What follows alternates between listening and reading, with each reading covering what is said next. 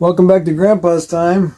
Hey grandkids, and hello to anyone else tuning into these videos. Thanks for watching. Today's been kind of a rough one. I got rear-ended today. Put a dent in the car. Trying to get out on my hunting trip, and that kind of slowed things down a little. But having a good day otherwise, and I just wanted to talk about something that kind of makes me think about people, and I see all of my kids and my grandkids starting to do new things and being kind of, they're doing them, but they're like, oh, I'm worried about this and that, and they don't know how to do anything because it's new.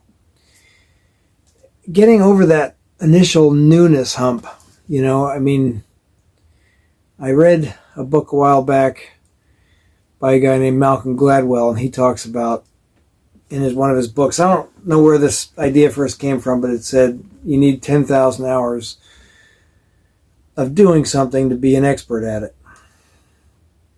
That's probably true, or close. But then I was watching another talk, and this guy was saying, okay, yeah, that's true, but you only need a couple hundred hours of doing something to be able to get through it, be able to do it at some level, which is also true. I remember back when I used to cook on boats and I was first learning, I was a wreck. I was a mess, and after a few weeks, I wasn't great at it, but I was able to get through it. I was able to muddle through and put out meals that people were able to eat, and I was on time, but I wasn't very good at it. I had to read every recipe, and it took me a long time. I figured a lot of things out the hard way about cooking because I was teaching myself, and I had other people teaching me, but you're learning bits and pieces and making this puzzle complete and the long way around. It's like flipping a puzzle upside down and trying to figure it out. You're not looking at the actual picture. Anyway, when I got my golf clubs out, I cleaned them up here recently. I was thinking about doing a couple of golf videos for you guys just for fun. And I was trying to remember how to do the grip, and sitting there going, man, it's been a long time since I've done this. And at 20 years ago when I played golf, I wasn't great, but I could get through a game with other people without being embarrassed. Thinking, been doing these bushcraft videos for you grandkids and, this channel.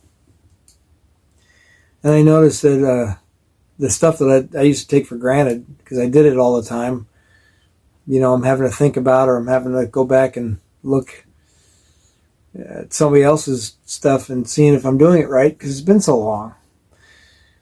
So, anyway, what I'm trying to say is the stuff that I do, a lot of my hobbies and stuff, they're things that you need to be, it takes time and practice to do them decently. You don't have to do them, you don't have to be a survival expert to get a fire going, okay? You have to take your time and pay attention to what I'm telling you or what other people are telling you, and, figure out what works best for you, and you can get a fire going. It doesn't make you a survival expert. That doesn't even make you an expert at building fires, but getting a fire going makes you feel good, and it's a good accomplishment. One of my grandkids might be wrestling soon. You're not going to be good at it right away, and it's new, so it's like you don't know anything, and everything is awkward. And after a year doing it, it's muscle memory. That's what a lot of people call muscle memory, but it's just repetition and doing things over and over and over again. Boxing's like that. All the martial arts are pretty much like that. Any sport that you want to be good at, it's going to be like that. Shooting, for instance,